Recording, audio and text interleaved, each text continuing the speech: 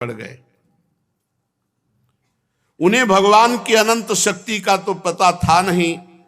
सब ब्रजवासी जन एकत्रित हुए और कहा कि नंद का जो लाड़िला लाला है ये बड़ा अलौकिक है।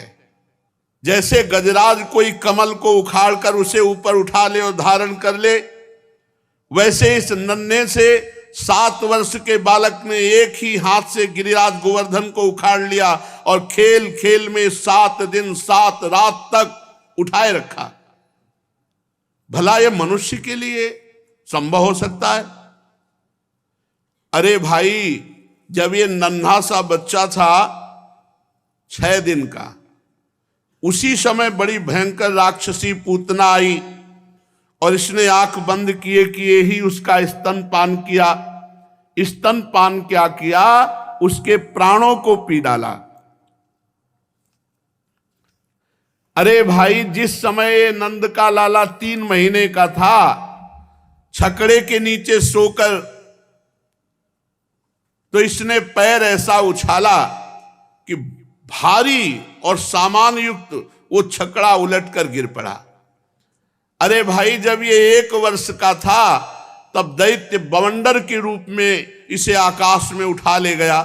तुम सब जानते हो, उस भयानक तृणावर्त दैत्य का गला घोंट करके इसने मार डाला।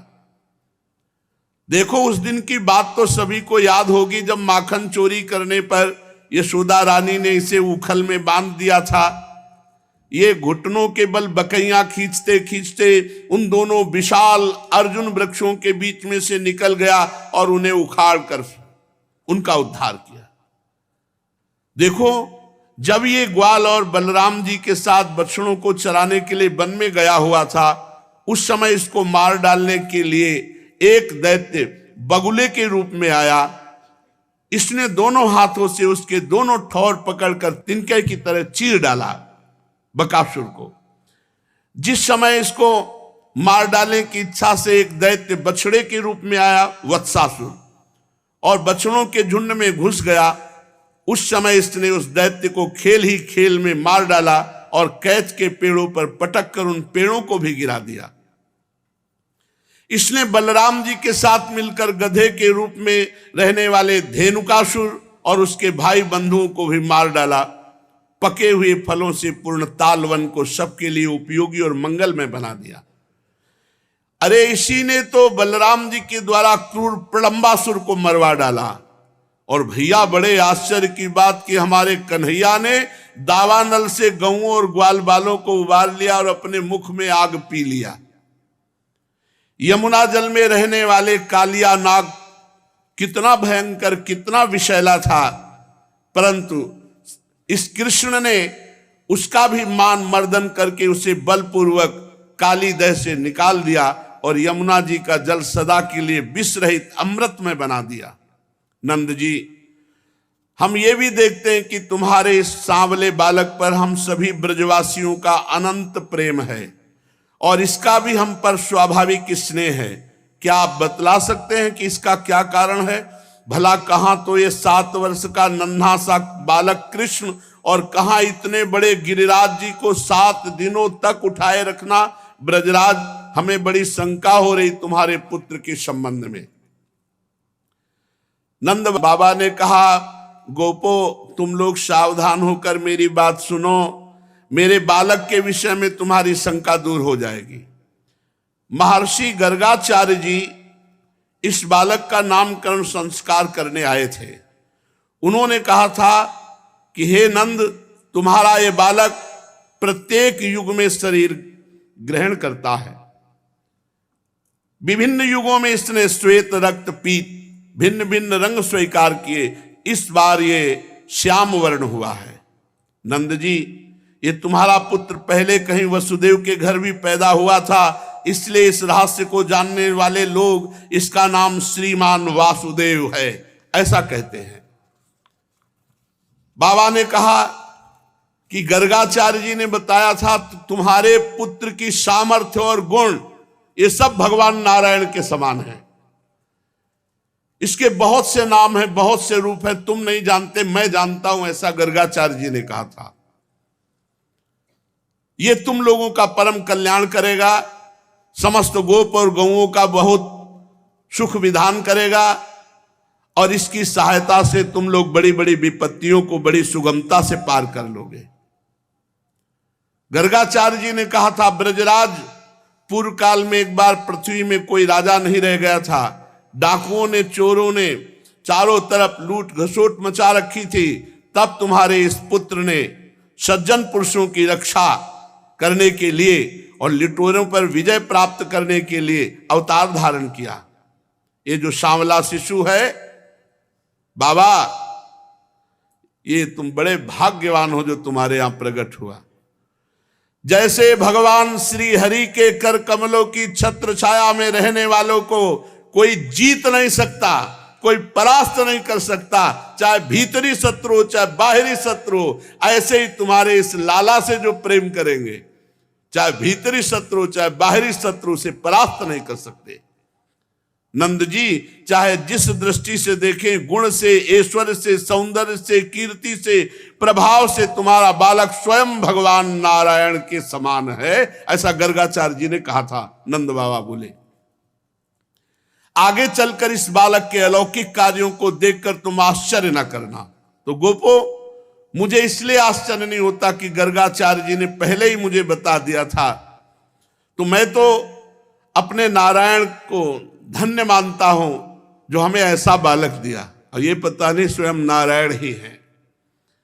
जब ब्रजवासियों ने नंद बाबा के मुख से गर्गाचार्य की ये बात सुनी, तब सब उनका आश्चर्य जाता रहा, क्योंकि अब वे अमित तेजस्वी भगवान श्री कृष्ण के प्रभाव को पूर्ण रूप से देख और सुन चुके थे। आनंद में भरकर उन्होंने नंद बाबा और श्री कृष्ण की भूरी भूरी प्रशंसा की। अब अपना यज्ञ भंग हो जाने के कारण इंद्र जो प्रभाव दिखाया, सांवर्तक गण भेज करके और नाना प्रकार की आंधी तूफान वर्षा ओला, भगवान ने गिरिराज गोवर्धन को अपने कर कमल में लेकर समस्त ब्रजवासियों की रक्षा की। अब देवराज इंद्र घबरा गए कि ये कोई बालक नहीं, ये तो परब्रह्म परमात्मा, मेरा अपराध बन गया। भगवान श्री कृष्ण ने गिरिराज गोवर्धन को धारण करके मूसलाधार वर्षा से ब्रज को बचा लिया। तब उनके पास गोलोक से कामधेनु और स्वर्ग से देवराज इंद्र अपने अपराध को क्षमा कराने के लिए आ गए। कोई बड़ा अपराध बन जाए तो भगवान या भक्त इनके सामने, ये प्रथा थी पहले कि अगर गौ को आगे करके ले जाया जाए तो अपराध क्षमा कर देते थे। कामधेनु को आगे करके देवराज इंद्र ब्रज में आए, बहुत लज्जित थे क्योंकि कुछ भी उपाय उनका नहीं चला। इसलिए उन्होंने जब भगवान श्री कृष्ण को एकांत में देखा तो सूर्य के समान तेजस्वी मुकुट से साष्टांग दंडवत होकर उनके चरणों का स्पर्श किया। परम तेजस्वी भगवान श्री कृष्ण का प्रभाव देख सुनकर के इंद्र का एक घमंड जाता रहा कि मैं तीनों लोकों का स्वामी हूं। अब उन्होंने हाथ जोड़ करके भगवान की स्तुति की। विशुद्ध सत्वम तव धाम शांतम तपोमयम ध्वस्त रजस्तमस्कम मायामयोऽयं गुणसं प्रवाहो न विद्यते ते ग्रहणानुबंधः। हे भगवान, आप परम शांत में हैं। पहला शब्द कि नाराज मत होइएगा, आपका स्वरूप शांताकारम है। हे नाथ, आप परम शांत में हैं, ज्ञान में हैं, रजोगुण तमोगुण से रहित एवं विशुद्ध अपराकृत सत्व में हैं। ये गुणों का प्रवाह रूप प्रतीत होने वाला प्रपंच केवल माया में है, क्योंकि आपका स्वरूप न जानने के कारण आप में इस प्रपंच की प्रतीति होती, वस्तुता आप ही आप हैं। प्रभु, आपका संबंध अज्ञान और उसके कारण प्रतीत होने वाले देह आदि से है ही नहीं। फिर भी देह आदि की प्राप्ति के कारण उन्हीं से होने वाले लोभ क्रोध आदि दोष ये आप में कैसे हो सकते हैं? प्रभु, इन दोषों का होना तो अज्ञान का लक्षण है और आप परम ज्ञान स्वरूप हैं, अर्थात आप हम पर क्रोध न कीजिए। यद्यपि अज्ञान और उससे होने वाले जगत से आपका कोई भी संबंध नहीं, फिर भी धर्म की रक्षा और दुष्टों का दमन यह आपका स्वभाव है। जो धर्म से चलेगा उसकी रक्षा और जो दुष्टता करेगा उसकी दुष्टता का दमन, ये भगवान का स्वभाव है। प्रभु, आप जगत के पिता हैं, गुरु हैं, स्वामी हैं। आप जगत का नियंत्रण करने के लिए दंड धारण किए हुए दुस्तर काल भी आप ही हैं। आप अपने भक्तों की लालसा पूर्ण करने के लिए स्वच्छंदता से ये मनुष्य शरीर धारण करते हैं। और जो लोग घमंडी हमारी तरह अपने को ईश्वर मानने वाले हैं, उनके मान का मर्दन करके उनको शांति प्रदान करते हैं। प्रभु, मेरे जैसे अज्ञानी अपने जगत का ईश्वर मानने वाले, वे जब देखते हैं कि बड़े बड़े भय के अवसर पर भी आप निर्भय रहते हैं, तब उनका घमंड चूर हो जाता है और गर्व रहित होकर वो संत पुरुषों के द्वारा सेवित भक्ति मार्ग का आश्रय लेकर आपका भजन करते हैं।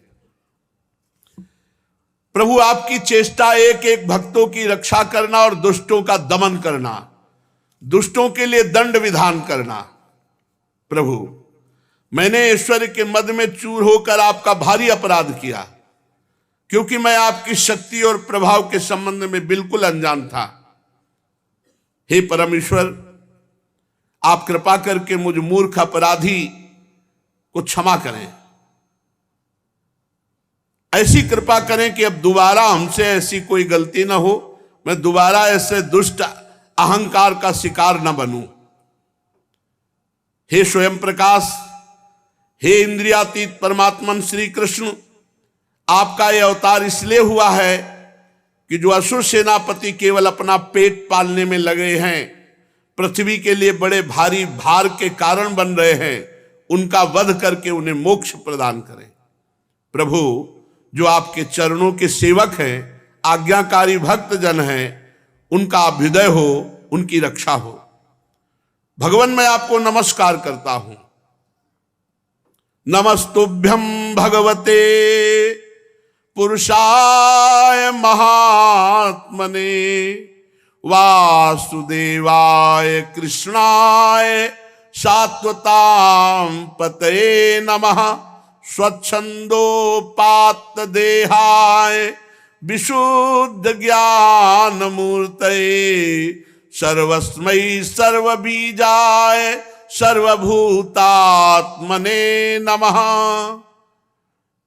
मैं आपको नमस्कार करता हूं। आप सर्वांतर्यामी पुरुषोत्तम सर्वात्मा वासुदेव हैं। आप यदुवंशियों के एकमात्र स्वामी भक्त वत्सल, सबके चित्त को आकर्षित करने वाले कृष्ण, मैं आपको बार बार नमस्कार करता हूं। आपने जीवों के समान कर्मवश होकर नहीं, स्वतंत्रता से अपने भक्तों की तथा अपनी इच्छा के अनुसार दिव्य चिदानंद शरीर स्वीकार किया है। आपका ये शरीर भी विशुद्ध ज्ञान स्वरूप है। आप सब कुछ हैं, सबके कारण है, सबकी आत्मा है, इसलिए मैं आपको बार बार नमस्कार करता हूं। भगवान, मेरे अभिमान का अंत नहीं था। मैंने ऐसा समझ लिया था मैं त्रिभुवन का स्वामी हूं, और इसी के कारण मुझे क्रोध आ गया, और क्रोध के वशीभूत होकर मैंने सारे ब्रजमंडल को नष्ट कर देना चाहा। परंतु प्रभु, आपने मेरे अभिमान को चूर चूर कर दिया और हम पर बड़ी कृपा की। मेरी चेष्टा व्यर्थ होने से मेरा घमंड जड़ से उखड़ गया।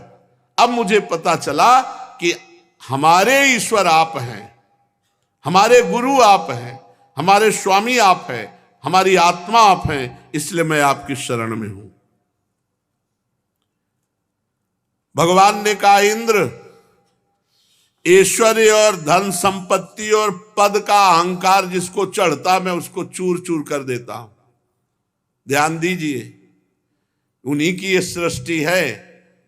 अहंकार करोगे धन का, संपत्ति का, अपने जन बल का, अपने बाहुबल का, बुद्धि बल का, पद का, तो नष्ट हो जाओगे, आज नहीं तो कल, देख लेना। और मैंने तुम पर यह अनुग्रह किया तुम्हारा यज्ञ भंग करके कि तुम्हारा घमंड चूर हो जाए। जाओ, नित्य निरंतर मेरा स्मरण करना, नित्य और निरंतर, नहीं तो फिर माया प्रभाव दिखा देगी। मया ते कार्य मघवन मख भंगो अनुग्रहता मदनुस्मृते नित्यम मत्तस इंद्रिय स्त्रिया भ्रशम। अगर मेरा स्मरण करोगे निरंतर तो इंद्रियां तुम्हें भोगों में नहीं फंसा पाएंगी, दोबारा अहंकार नहीं आएगा। तुम पूरे मद से मतवाले हो रहे थे, इसीलिए अनुग्रह किया है। जो ऐश्वर्य और धन संपत्ति के घमंड में अंधे हो जाते हैं, उनके लिए मैं काल रूप दंड धारण करके उनका विनाश करता हूं। आज नहीं तो कल धैर्य रखो। जिस पर मैं अनुग्रह करता हूं उसका घमंड चूर कर देता हूं। ये कृपा ही है भगवान की। जाओ इंद्र, तुम्हारा मंगल हो। अब तुम अपनी राजधानी अमरावती स्वर्ग को जाओ और सदैव सावधान होकर मेरी आज्ञा का पालन करो। अब कभी घमंड न करना। देवराज इंद्र से कहा, अब कभी घमंड न करना, नित्य निरंतर मेरी सन्निधि का, मेरे स्मरण करते हुए अनुभव करना, और जैसी हमने आज्ञा की है उसके अनुसार त्रिभुवन पति पद का पालन करना।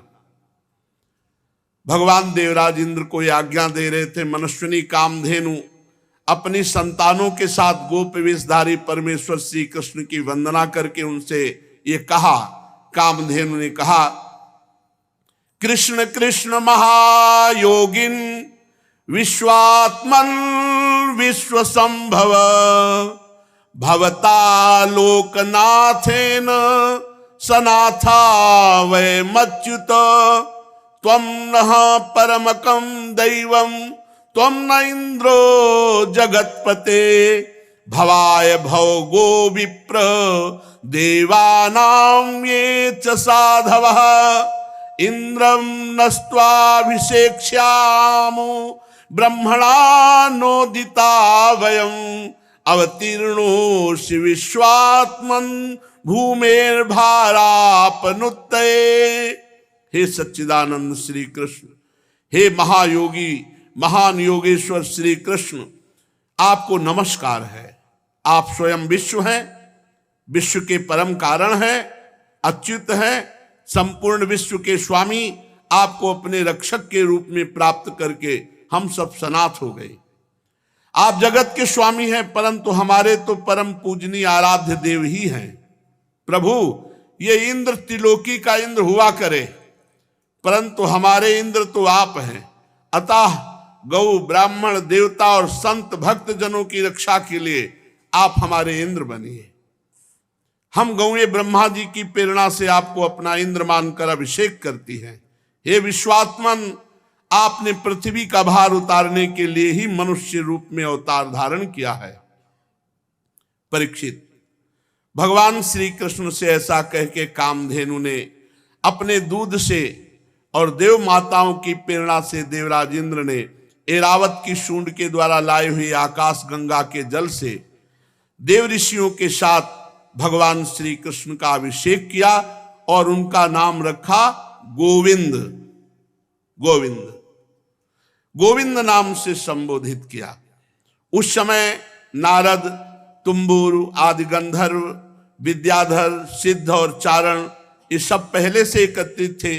वे समस्त संसार के पाप ताप को मिटा देने वाले भगवान के लोक मलापह यश का गान करने लगे। अप्सराएं आनंद में भरकर नृत्य करने लगी। मुख्य मुख्य देवता भगवान की स्तुति करके उन पर नंदनवन के दिव्य पुष्पों की वर्षा करने लगे। तीनों लोकों में परमानंद की बाढ़ आ गई और गौओं के स्तनों से अपने आप ही इतना दूध गिरा कि वो भूमि गीली हो गई।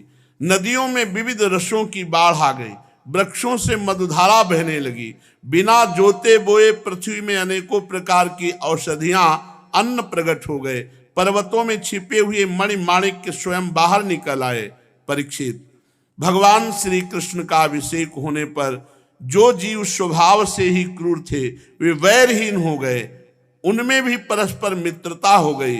इंद्र ने इस प्रकार गौ और गोकुल के स्वामी श्री गोविंद का अभिषेक किया और फिर उनसे अनुमति प्राप्त होने पर देवता गंधर्व आदि के साथ स्वर्ग की यात्रा की।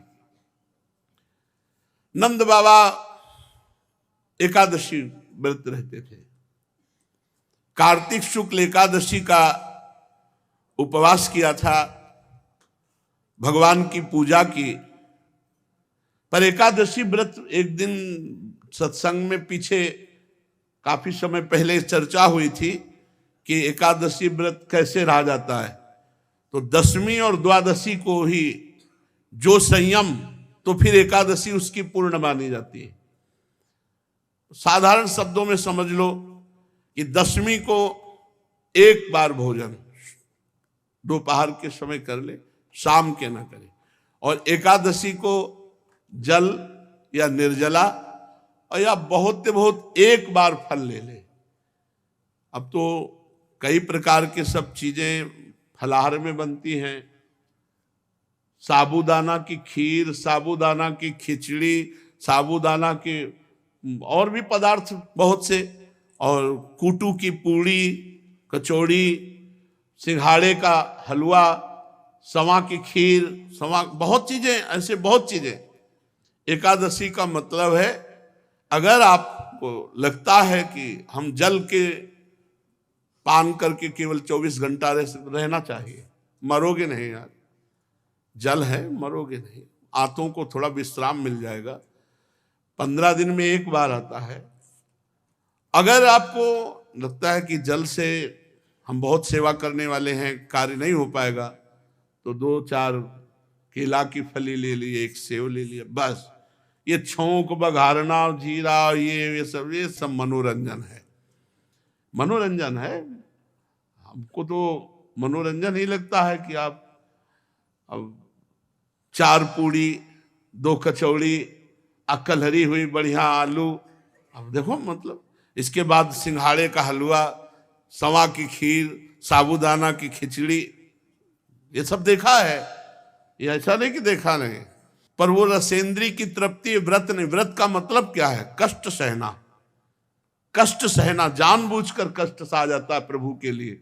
खूब दिन भर भजन करो, शाम के एक बार फल ले लो, नहीं तो जल ले लो, जल से काम चला लो। तो बाबा एकादशी रहते थे, और एकादशी की रात को कीर्तन करना चाहिए, पूरी रात जगना चाहिए, तभी एकादशी सफल मानी जाती है।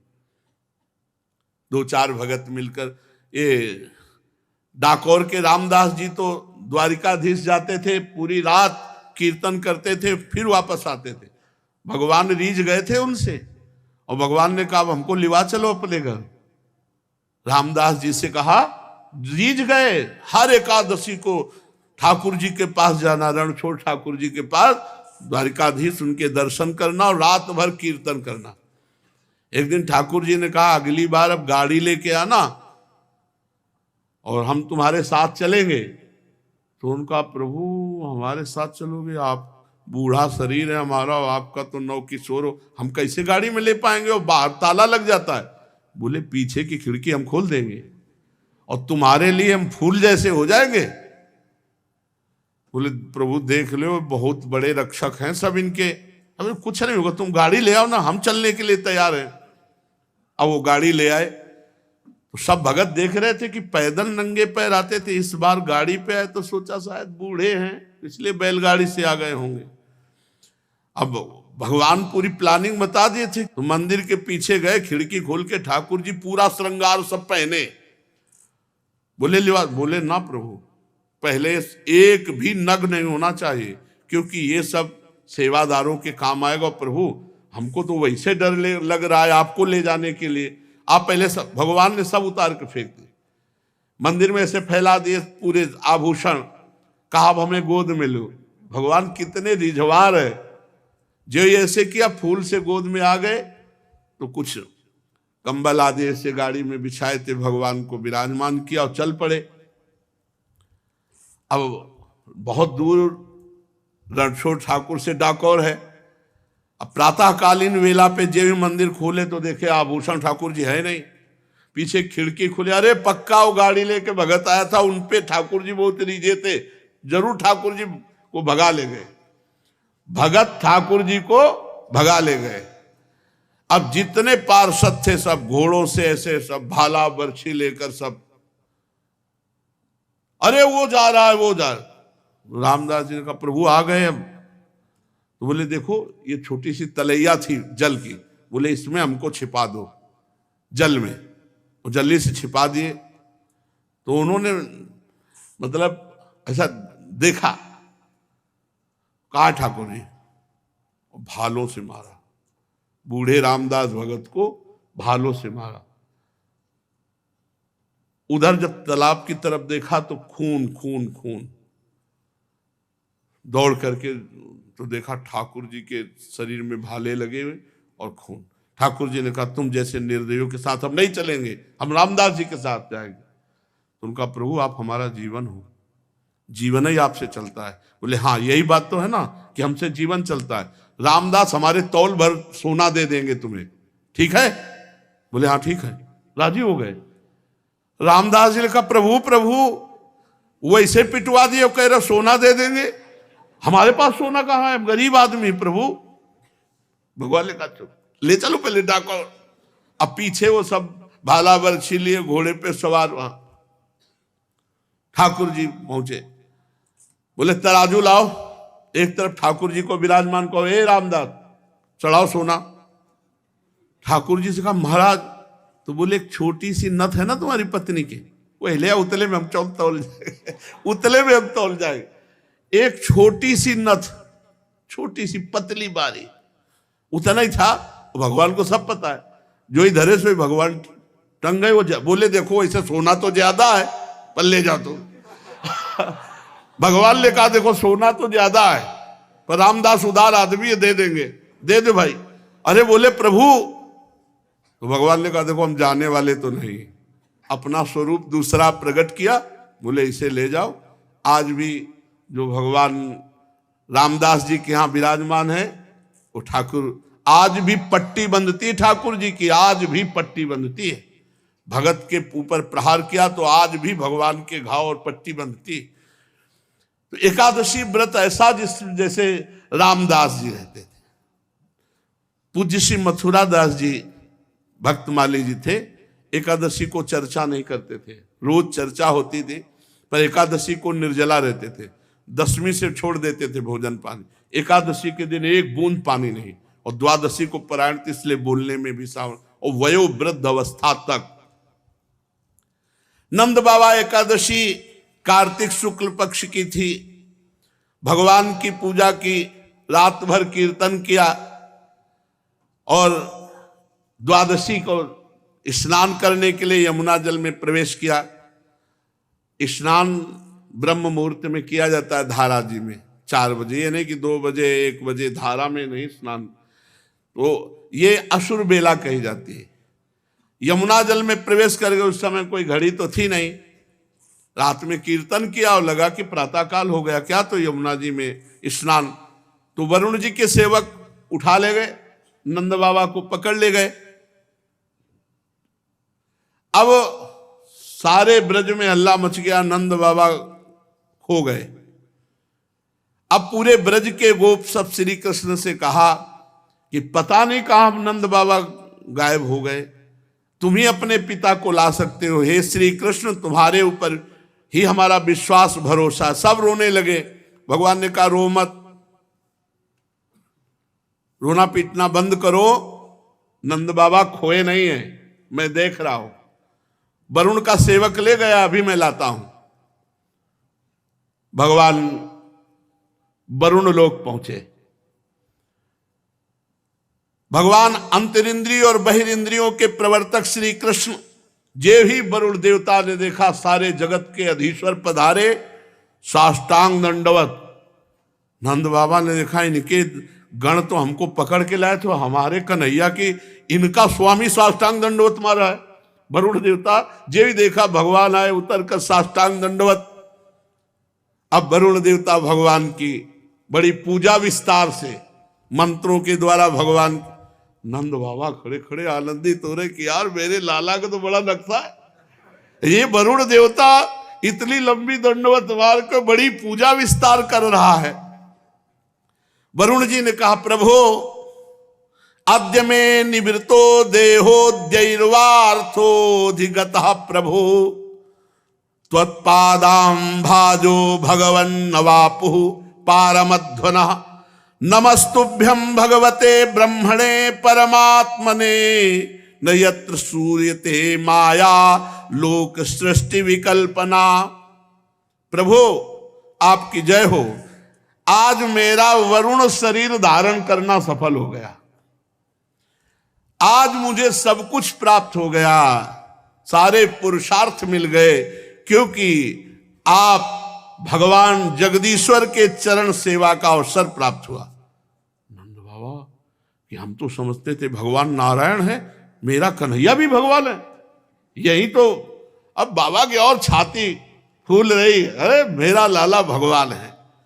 प्रभु आपके चरण कमलों की सेवा का सुअवसर मिला, हम तो भवसागर से पार हो गए। आप भक्तों के भगवान, वेदांतियों के ब्रह्म और योगियों के परमात्मा हैं। प्रभु आपके स्वरूप में विभिन्न लोकों की सृष्टियों की कल्पना करने वाली माया नहीं है, ऐसा श्रुति कहती है। हे श्री कृष्ण, मैं आपको नमस्कार करता हूं, बार बार दंडवत। प्रभु क्षमा करना, है मेरा सेवक अज्ञानी था जो नंद बाबा को अनजाने में ले आया, ये अपने कर्तव्य को नहीं जानता। प्रभु ये आपके पिताजी हैं, आप ले जाओ और मुझे क्षमा करो। वरुण जी, वरुण कान पकड़ रहे, स्तुति कर रहे, बार बार दंडवत कर रहे, क्षमा मांग। गोविंद, मैं नहीं जानता था कि आपके ये पिता हैं, आप बड़ा प्रेम भाव रखते हो, मुझे क्षमा कर दीजिए। प्रभु सेवक से गलती हो गई, नाथ क्षमा कर दीजिए, और मैं सदैव आपका दास हूं। हे श्री कृष्ण, जब कभी कोई भी आज्ञा। बार बार वरुण जी महाराज दंडवत।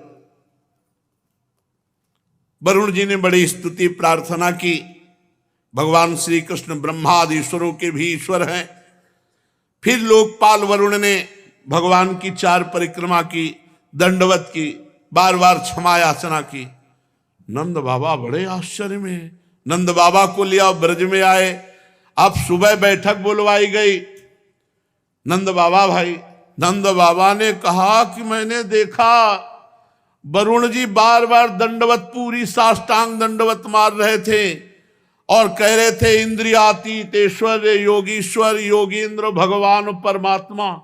कन्हैया को कह रहे थे, बार बार कान पकड़ रहे थे, झुक झुक कर प्रणाम कर रहे थे। अरे बड़ा आश्चर्य में बात, मेरा कन्हैया भगवान निकला। हम तो समझते थे भगवान नारायण की कृपा है। अरे इसीलिए गिरिराज गोवर्धन उठा। भगवान के प्रेमी गोप सुन करके बड़े आश्चर्य में हो गए, ये कन्हैया भगवान है, हमारा सखा भगवान है। बड़ी उत्सुकता हुई। नंद बाबा के पास से जब हटे गौएं चराने गए ब्रह्म हृदय, तो सब सखा ने कहा, ए भगवान सुनो, तुम भगवान हो। भगवान ने कहा भगवान थे। कन्हैया ने कहा भगवान, तुम वैकुंठ के नाथ भगवान हो, तो हमें वैकुंठ दिखाओ अगर भगवान हो। हमारे साथ खेलता है, हमारे साथ भगवान कहां से हो सकता, दिखा, मैं वैकुंठ दिखा, जिसमें केवल महान सिद्ध प्रेमी भक्त ही प्रवेश पा सकते हैं। ऐसे वैकुंठ दर्शन की जो मायातीत स्वधाम है, भगवान अपने गोप सखाओं की अभिलाषा पूर्ण करने के लिए तत्काल कहा इस ब्रह्म हृदय में स्नान कराओ, जहां क्रूर जी को स्नान, जो ही डुबकी मारी से पहुंच गए वैकुंठ। जय विजय नंद सुनंद भगवान के दिव्य पार्षद, दिव्य अस्त्र भगवान, और बड़े ऊंचे सिंहासन पे भगवान विराजमान है। सखाओं को जय विजय, रुको, सर्वलोक महेश्वर अनंत ब्रह्मांड अधीश्वर, ऐसे भगवान के साथ झुक के चलो। दूर से बोले हमें नहीं चाहिए वैकुंठ, इतने ऊंचे में वो बैठा है और यहाँ सब हमको दबका रहे, हमारा कन्हैया ही जिससे हम खेलते, हमें वैकुंठ भूल कर वैकुंठ नहीं चाहिए, सोई ऐसे उछरे। भगवान ने कहा, बोले कन्हैया एक बात मांगू, तू मेरा नित्य सखा है, मेरा प्राण, तू मुझे कभी वैकुंठ मत भेजना। मुझे जहां इतनी दूरी हो और जहां ऐसा शासन हो, मुझे वो अपना कन्हैया प्यारा लगता है जिसके साथ मैं खेलता हूं, जिसके साथ मैं खाता हूं, जिसके साथ विभिन्न प्रकार की क्रीड़ाएं करता हूं। ब्रजवासियों को वैकुंठ फीका लगा।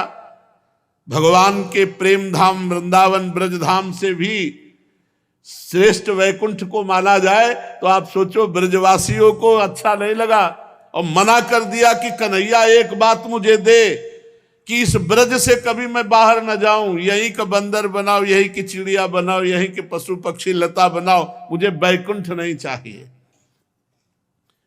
इस संसार में जीव अज्ञानवश शरीर में आत्मबुद्धि करके भांति भांति की कामना करता है, उसकी पूर्ति के लिए पूरा जीवन नष्ट कर देता है, फिर उसके फलस्वरूप वो पशु पक्षी कीट योनियों में जाता है, इसलिए अपनी गति को पहचान नहीं पाता। परम दयालु भगवान ने अपने सखाओं को मायातीत वैकुंठ धाम का दर्शन कराया। भगवान ने फिर सखाओं को ब्रह्मबोध कराया, जिसका सत्य ज्ञान अनंत सनातन ज्योतिष स्वरूप समाधिनिष्ठ गुणातीत पुरुष ही पाते हैं। देखो ब्रह्म सनातन है, सत्यम ज्ञानम अनंतम यदि ब्रह्म ज्योतिष सनातनम, सत्यम ज्ञानम अनंतम यद ब्रह्म ज्योतिष सनातनम यदि पश्यन्ति मुनयो गुणा पाए समाहिता। जिसमें अक्रूर जी को भगवान अपने स्वरूप का दर्शन कराएंगे, उसी हृदय में स्नान करा करके परम धाम का दर्शन कराया। दिव्य भगवत स्वरूप लोगों को देखकर समस्त गोप आनंद में मगन हुए। भगवान श्री कृष्ण मूर्तिमान ब्रह्म है, मूर्तिमान परमात्मा है, मूर्तिमान भगवान है। ये सब गोपों को आश्चर्यचकित हुआ कि हमारे कितने अहोभाग्य कि हम ब्रह्म परमात्मा भगवान अपने लाडले कन्हैया के हैं। यही ब्रजवासियों की आज भी महिमा है। जो यहाँ के खाटे ब्रजवासी हैं पुराने, ठाकुर जी के प्रति उनके हृदय में अपार संबंध प्रेम है, जैसे घर का, ऐसी बात है।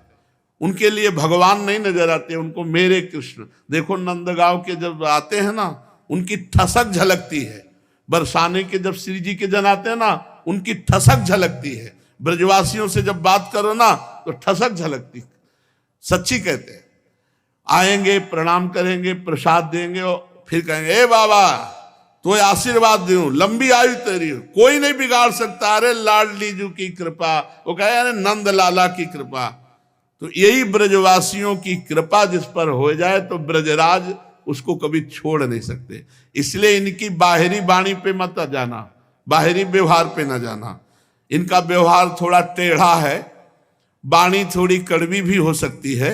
इनकी जबान की बात है, हृदय बहुत बहुत प्यारा हृदय है, ये हमने देखा। उनका व्यवहार देखो, ये भगवान के सखागण हैं। इनकी बात समस्त ब्रजवासियों के चरणों में कोटि कोटि वंदना। जिनको श्री कृष्ण प्यारे लगे, वैकुंठ भी प्यारा नहीं लगा। आज भी ऐसे श्री कृष्ण के प्यारे ब्रजवासी जन है। इनका टूक, इनकी चरण रज और इनका आशीष हमको निश्चित प्रिया प्रीतम से मिला देगा। शेष चर्चा आगे। श्री राधा वल्लभ लाल।